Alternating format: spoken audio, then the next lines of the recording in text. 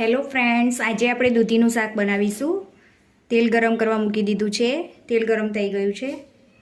એની અંદર આપણે રાઈ એડ કરીશું। રાઈને તતડવા દઈશું।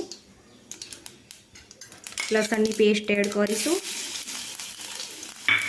મિક્સ કરી લઈશું। તતડવા દઈશું। હિંગ એડ કરી દઈશું। મીઠા લીમડાના પાન એડ કરી દઈશું। મરચું એડ કરી દઈશું। હવે દૂધીને એડ કરી દઈશું। હલાવી દઈશું।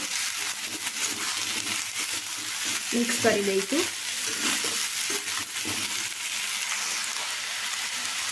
હળદર એડ કરીશું।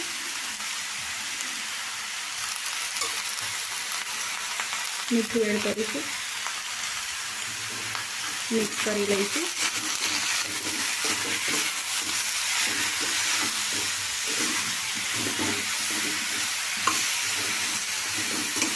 મિક્સ થઈ ગયું છે। હવે આપણે ચડવા દઈશું। ચડી જાય પછી બાકીના મસાલા કરીશું। આપણું દૂધીનું શાક ચડી ગયું છે।